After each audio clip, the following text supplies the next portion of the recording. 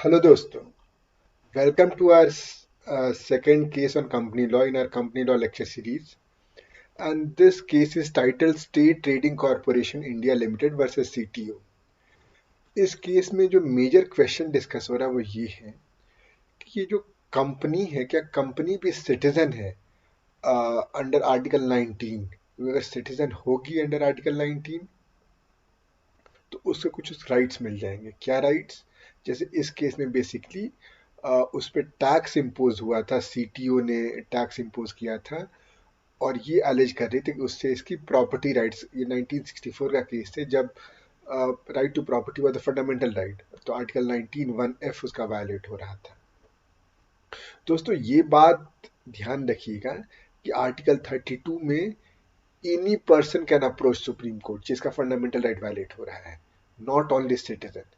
क्योंकि आर्टिकल 14 में तो एनी पर्सन के लिए इक्वालिटी वायलेट हो सकती है और वो 32 में जा सकता है। तो इस केस में अभी हम देखते हैं पर्सन इंक्लूड्स व्हाट, क्या उसमें जुरिडिकल पर्सन भी इंक्लूडेड है।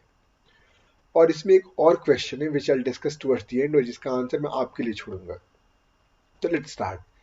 तो इसमें कोर्ट यही क्वेश्चन था, जो फर्स्ट क्वेश्चन जो हाईलाइटेड है। तो इसका कंटेंशन ये था कि ये जो कंपनी है it is domiciled in India, तो बाय हेल्सबरी लॉ ऑफ इंग्लैंड, जो कि इसमें कंटेंशन ये था कि चूंकि 372 आर्टिकल में जो लॉ जो प्री एग्जिस्टिंग थे before constitution came into effect पर सेव, तो पहले इंडिया में कॉमन लॉ लगता था और कॉमन लॉ भी सेव हो जाएगा क्योंकि इसके बारे में कॉन्स्टिट्यूशन क्वाइट है कि कंपनी के लिए क्या होना चाहिए। और उसमें ये कहा गया है कि एक कंपनी वहीं की नेशनल होती है जहाँ उसका डोमिसाइल होता है। तो पहली बात कि ये कंपनी इंडिया में डोमिसाइल्ड है और इसके सारे जो शेयर होल्डर्स हैं सब इंडियंस हैं, तो इस बेसिस पे सिटीजन होना चाहिए, ये कंटेंशन था इनका। लेकिन कोर्ट ने ये कहा कि there is a difference between nationality and citizenship. Nationality is with respect to international law और citizenship is with respect to domestic law. तो जैसे जो सिटीजन होते हैं उनके पास सारे पॉलिटिकल राइट्स होते हैं, जबकि नेशनल के पास हो सकते हैं सारे न हो। तो मतलब अगर मैं सेट के फॉर्म में देखूंगा वेन डायग्राम, तो citizens is a subset of nationals. दूसरी बात इसमें ये कही कोर्ट ने कि मानता इसमें लेट्स इवन अगर हम डिस्कस करें कि पार्ट 2 डील्स विद सिटीजनशिप और उसमें जो चीजें दी हुई हैं वो सिर्फ नेचुरल सिटीजन के बारे में हो सकती हैं। और वो कैसे पता कर सकते हैं? क्योंकि part 2 is complemented by citizenship act. अच्छा ये आप याद रखिएगा, आपके लिए बाकी एग्जाम के लिए इंपॉर्टेंट हो जाएगा। Part 2 deals with citizenship at the time of commencement of the constitution. उसके बाद क्या होगा? इसके लिए आर्टिकल 11 में parliament has been empowered to frame a law, और जिसके लिए सिटीजनशिप एक्ट पार्लियामेंट ने फ्रेम किया। और उसमें साफ साफ लिखा गया है कि ये जो है यहाँ पे सिटीजन है रिफर टू नेचुरल पर्सन। अब कोर्ट का ये कहना है कि पार्ट 2 में जो सिटीजन है इट्स सेम जो पार्ट 3 में सिटीजन है, जबकि यहाँ पे कंटेंशन ये था पैलेंट का कि जो पार्ट 3 में सिटीजन है they are different from part 2 वाले सिटीजन। क्यों? क्योंकि वो कह रहे हैं कि इसमें जब कॉन्स्टिट्यूशन फ्रेम हो रही थी तो उस समय कॉन्स्टिट्यूशन मेकर्स ने कंपनी और जो जुरिडिकल पर्सन थे उनके बारे में ध्यान ही नहीं दिया। तो जो ऑल पर्सन वहां लिखा हुआ है वो सिर्फ नेचुरल पर्सन की बात हो रही है, चाहे वो एलियन हो या सिटीजन हो, नेचुरल सिटीजन हो।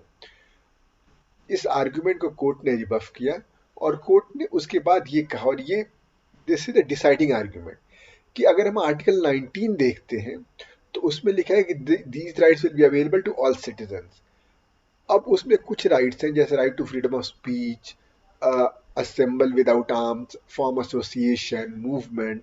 तो ये सब चीजें सिर्फ नेचुरल पर्सन, नेचुरल सिटीजन को हो सकती हैं।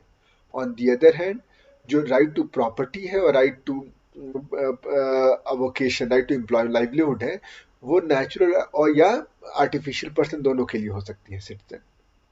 तो कोर्ट ये कहता है कि यहाँ पे कहीं ये नहीं लिखा है कि जो some of these rights are available to different class of citizen and some of these rights are available to different class of citizen. जबकि ये लिखा है कि all these rights are available to citizens. इसका मतलब कॉन्स्टिट्यूशन फ्रेमवर्क का intention था कि क्योंकि सिर्फ all these rights can be available only to natural citizen. अभी मैंने बताया कि artificial person how can they assemble without arms, how can they move, तो इसलिए ये कहा।